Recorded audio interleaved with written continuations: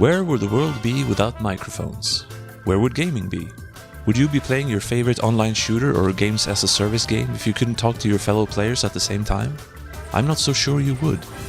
Microphones have been utilized in gaming since 1983 when the Famicom launched in Japan. The console's designer, the late Masayuki Uemura, removed start and select from the second controller in favor of a microphone. I honestly don't know how it works, but I'm pretty sure it's not very advanced. It is amusing, however, and that just might have been his goal with it. The first game to use it was Raid on Bungling Bay, where you could attract enemies by speaking. Hardly a great incentive to use it, but there you go. An early form of griefing a friend or brother, perhaps. One of the more well-known examples of Famicom microphone use is killing pulse voice enemies in The Legend of Zelda. Pokemon85 is the best YouTube channel in the world. Thank you for watching. But you can also sometimes get the shops in Kid Icarus to lower their prices by talking into the microphone. There are some other games that use it, but the Famicom also foreshadowed one of the more common uses of microphones in gaming with the Karaoke Studio and Takeshi no Chosenjo.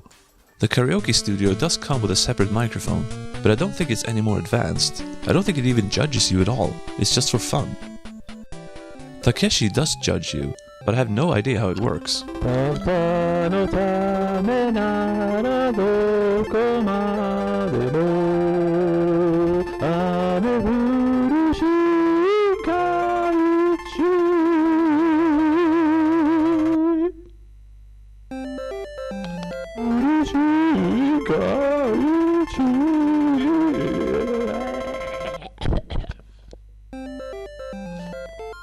Almost all of this 8-bit microphone fun stayed in Japan, but the West did get one thing, the Konami Laser Scope, which as we know is a combination of headphones, light gun and a microphone, which acts as a trigger.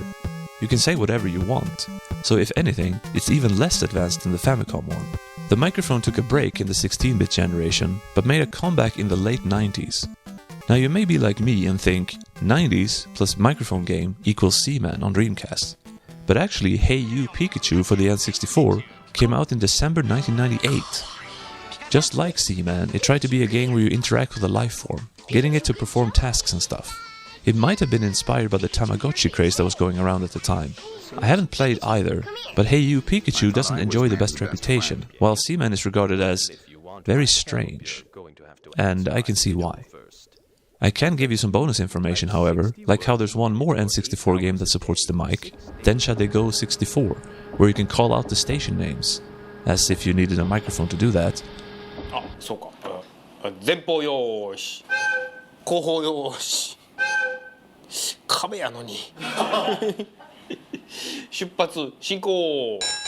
And that the Seaman port on PS2 comes with its own controller with a built-in microphone, though you can use the more typical headset too. And there's also a Seaman 2 on PS2. But before we get to the PS2's lineup of microphone games, the Dreamcast had many more that supported the microphone accessory. Since I don't own the mic or a single one of the games that support it though, I'm not going to go into detail on them. But first of all, there's a bunch of games that support voice chat, being that the Dreamcast was a pioneer in modern-style online gaming. Then there were games like Death Crimson 2 that let you record your own death sound, Otto Ire Dreamcast Sequencer, which is more like an application, Battle Beaster, where you control fighters with your voice, and the ever-accessory supporting Mr. Driller, where kind of like with the laser scope, the microphone replaces the regular button used to drill. Now it's time for the PlayStation 2 to shine, and my first example is going to be SOCOM Navy SEALs, a game that I bought used specifically to get the headset so that I could use it with more interesting games from Japan. But then my copy of Deca Voice came complete when the auction didn't say it was going to be, so now I have 2 headsets. And would you believe the Japanese headset is larger? Anyway, in SOCOM you can give out squad commands with your voice, but you can also use buttons if you want.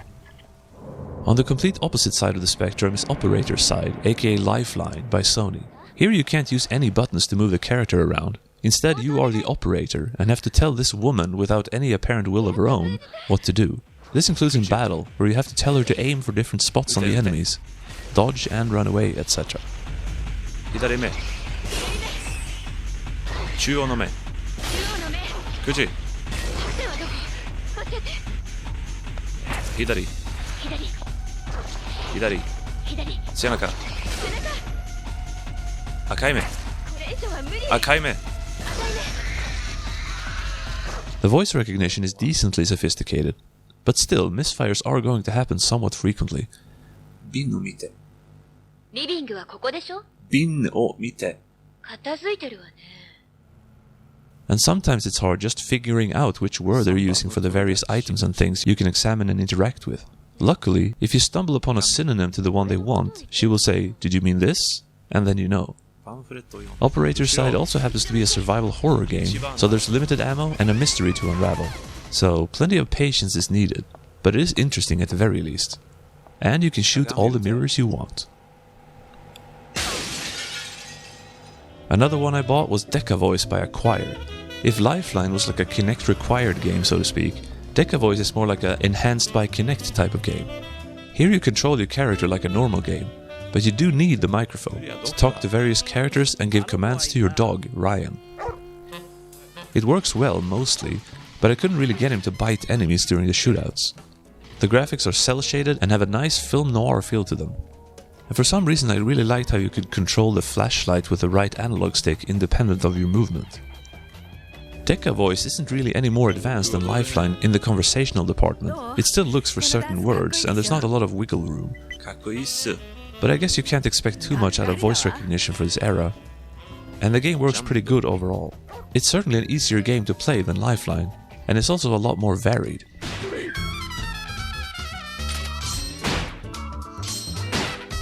I also got Super Mic-chan on a bit of a whim, and this is a much simpler affair. A minigame collection that uses the microphone, but not in any sophisticated ways. It's not great exactly. The most fun was probably this one, which is kinda like playing Balloon Trip with your voice. Overall, I'm glad it was cheap.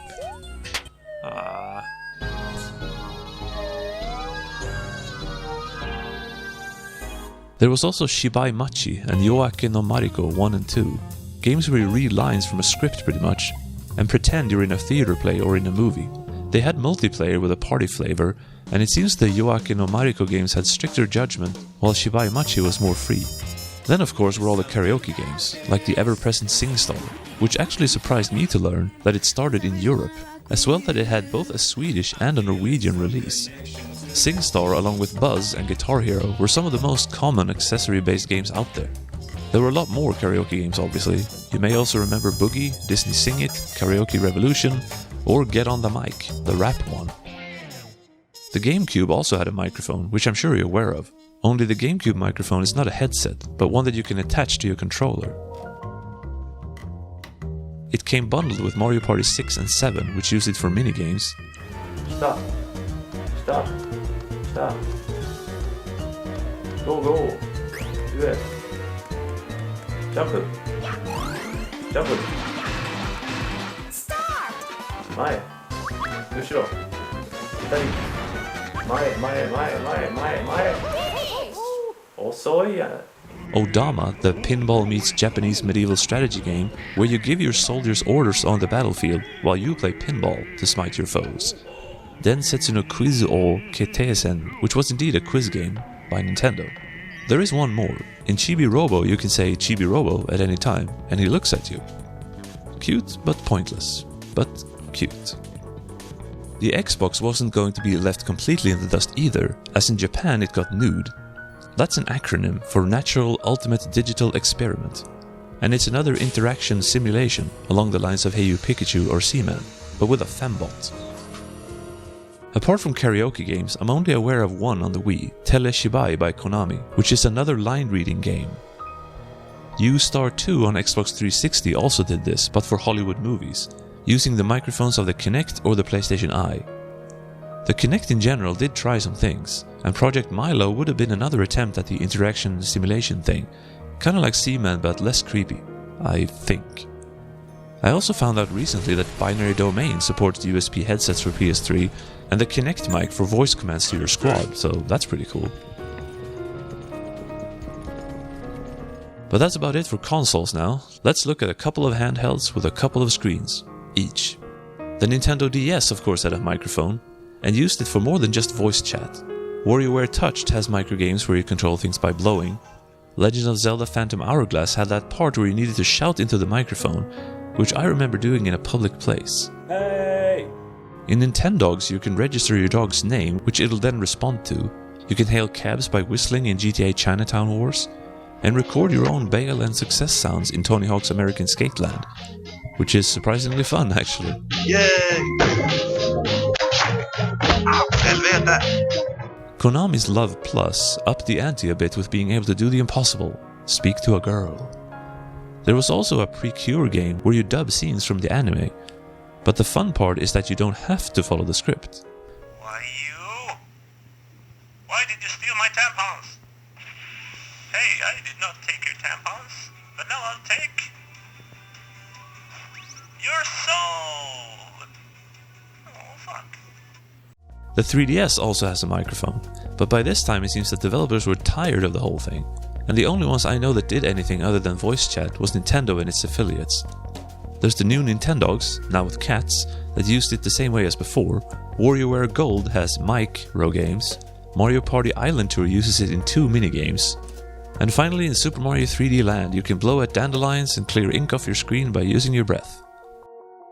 Innovation. Nowadays, microphone use is relegated to voice chat and voice commands for basic functions and/or Alexa, Google Assistant and so forth. In an actual game sense, it's more or less gone. Except for karaoke, of course. Some might say it's for the best, but I think it was fun when companies tried out their stuff like voice-controlled games. And I wouldn't mind seeing them make some kind of return.